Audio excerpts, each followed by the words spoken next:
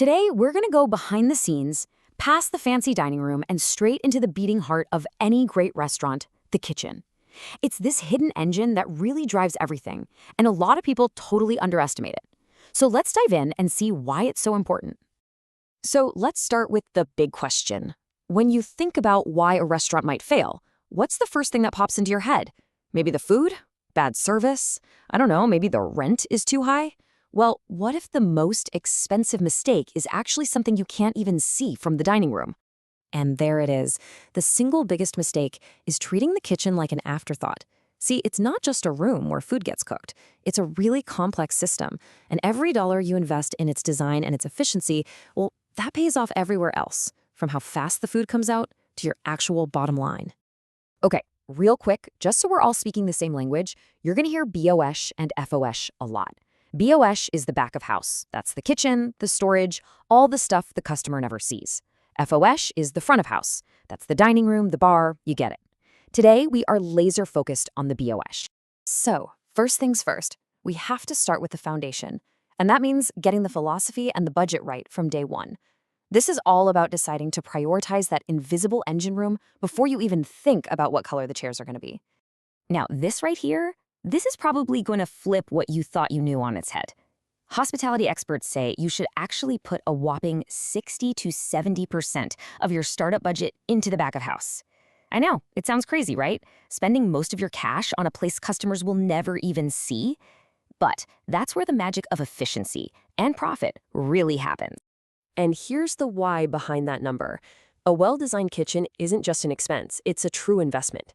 It directly makes service faster, it cuts down on mistakes that cost you money, and in the end, it just boosts your profitability. That big upfront cost, it pays for itself over and over again. And this isn't just a theory. Check out this real-world impact.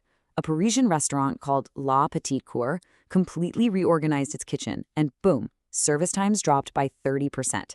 Just think about what that means. Faster service means you can turn over more tables, which means happier customers and a much less stressed out team. That is a massive win, all from investing in the BOH. Okay, so that brings us to the next big piece of the puzzle, the blueprint. This is where we have to start thinking like an architect and an industrial designer to really master the physical space and the workflow of the kitchen. We've all seen a kitchen like the one on the left. It's chaos, right? Chefs are bumping into each other, everyone's taking extra steps, workflows are a mess. But on the right, that's optimization. A perfect example is the restaurant L'Arpège in Paris. They cut down their order errors like crazy, just by creating separate, clear zones for hot and cold prep. Simple, right? But it means no more traffic jam. So, how do you get that clear separation? Well, the best way is to think of your kitchen like a factory production line. It's all about a logical, forward-moving flow. Ingredients get delivered, they move to the prep stations, then they hit the cooking line, and finally, the finished dish goes out to the dining room. Every single step just flows right into the next. And a fantastic real-world example of this is the U-shaped layout they use at Frenchie in Paris. This design is genius because it cuts out almost all unnecessary walking. Everything a chef needs is just a few steps away. It sounds simple, but it is incredibly effective at boosting efficiency and just making the job less tiring. Now, you're probably thinking, okay, this sounds great, but I'm going to need a massive space to pull this off. And that's a really common myth. Turns out, the ideal kitchen size is only about 25 to 30% of your restaurant's total area. And if you don't believe me, look at Septime. It's a Michelin-starred restaurant in Paris, and they serve that world-class food from a kitchen that's just 18 square meters. Tiny. And this is the point that really drives it home. The fact that Septime can deliver a Michelin-starred experience from a kitchen the size of a small bedroom proves, without a doubt, that a smart, efficient design will beat a huge, poorly designed space every single time. It's not how much space you have, it's how you use it. So we've got our philosophy, our budget, and our layout all figured out. What's next? Well, now we need to talk about the toolkit. That means giving your team the right equipment and creating an ergonomic space that really sets them up for success.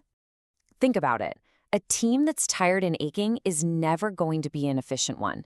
And the fixes are often so simple, but they have a huge impact. Just raising work surfaces by a few centimeters can save someone's back. Hanging rails mean tools are always right there. Storing heavy stuff at waist height prevents injuries. These little tweaks make a world of difference for your staff. And this stuff really works. The famous Jules Verne restaurant in Paris, the one in the Eiffel Tower, they put in variable height worktops. And you know what happened? They saw a direct, measurable increase in both how comfortable their staff felt and how productive they were. It's that simple. A happy team is a more effective team. Choosing the right tools is also just as important, especially when you're working in a tight space. You have to look for equipment that can do more than one job. Combi ovens that can steam and roast and bake all in one save a ton of room. Induction hobs are super energy efficient. It's all about getting the most function out of the smallest possible footprint. And if you want a statistic that will absolutely blow your mind, look at this. Osteria Francescana in Italy consistently ranked one of the best restaurants on the planet. They cook 70% of their menu in a kitchen that is only 12 square meters. How is that even possible? It's because they chose exactly the right, super high-performance equipment to get the job done. Okay, on to our final section, operations. The kitchen is designed, the team has the tools they need, so now we need the systems that are going to keep the whole thing running like a well-oiled machine day after day. What I love about this is that it shows just how fast these systems start to pay off. At Libristo, they digitize their inventory, and they cut their losses by 15%, like almost immediately. At Silvio in Berlin, a new waste system had a huge impact in just 1 week. And at Noma, their maintenance contract saves them 10% every single year. So the big takeaway here is you've got to systematize everything. Use technology for your inventory, have a smart plan for waste, make your cleaning schedule a non-negotiable routine, and get ahead of problems with preventative maintenance. These are the habits that build a business that lasts. So as we start to wrap this up, you can see it all comes back to this really beautiful cycle. When you put real thought, planning, and resources into your kitchen, the results just ripple out. You get an efficient team, which leads to smoother service for the customer, which in turn leads to a more profitable restaurant. And it is so important to remember this isn't some secret strategy just for elite Michelin-starred restaurants. The examples we've seen today prove that these ideas, smart design, efficient flow, solid systems, they can and should be used by everyone, from a tiny local bistro to a huge fine dining establishment. So we'll leave you with this one last thought. After seeing how a well-planned back of house can totally transform a business, the only question left is, are you ready to stop overlooking your most powerful asset and really, truly rethink your kitchen?